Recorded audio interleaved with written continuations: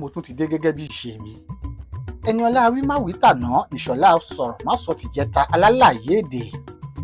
Mo máa ń sọ fún wa pé ọ̀pọ̀lọpọ̀ wa máa jèṣí ìṣẹ̀ yìí là ń fi mọ́gàjí pé mọ́gàrà, là ń fọ̀jọ́, là ń fi ń pọ̀jẹ̀, là ń fọ̀jẹ̀, là ń fi ń pòjò. Lórí àlàyé ọ̀rọ̀ tí mò ń bá bọ̀, tí Yorùbá bọ̀ wọ́n lẹ́nu ó balẹ̀ òun ló kúkú bá kú. Ohun tá a fẹ́ mẹ́nubà lónìí lórí àwọn àṣìpèdè àsọtọ̀ Yorùbá, òun ní gbólóhùn tá a máa ń pè wípé ká forí ìkòkò ká fi sọ̀ ọ́ dúnrún. Ká forí ìkòkò ká fi sọ̀ ọ́ dúnrún. Ṣó ṣe é ṣe ṣá? Síwájú ẹ jẹ́ kọ́kọ́ béèrè kí ni ohun tí ń jẹ́ kòkò, kí ni ohun tí sì ń jẹ́ ọ̀dúnrún. Ẹranko ní kòkò.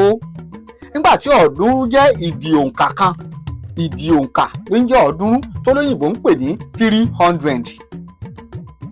Bó la ṣe fẹ́ ṣe é téèyàn mẹ́ta fi dúró méjì méjì? Ọ̀nà wo la fẹ́ gbé gbà táwọn orí ìkòkò láti sọ̀ ọ̀ọ́dúnrún? Kí ló pa wọ́n pọ̀? Ṣé ẹ fẹ́ gbọ́? Ohun tí Yorùbá gbà lérò kọ́ rèé o. Kì í ṣe ohun tí Yorùbá gbà lérò là ń sọ o. Ọ̀tọ̀ lèrò wọn, ọ̀tọ̀ ni mo táwa ń wí. Ohun tí Yorùbá gbà lérò ni wípé ká forí okòó ká fi sọ̀ ọ̀ọ́dúnrún. Ká forí okòó ká fi sọ̀ ọ̀ọ́dúnrún. Ṣé ohun tó bá jọ ohun là á fi wéhun?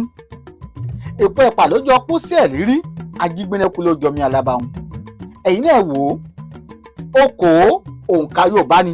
Tá a bá ka òǹkà Yorùbá látòrí ọ̀kan dórí igba, tó bá di pé ogún fẹ́ lé nígba, ogún ni ó paradà tó di okòó. Èyí tàbí pé ogún lé nígba, okòó lé nígba láwùí.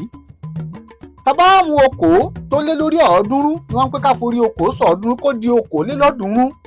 Ohun tí Yorùbá gbà lérò rèé o, kì í ṣe ká forí ìkòkò sọ̀ ọ̀ọ́dúnrún.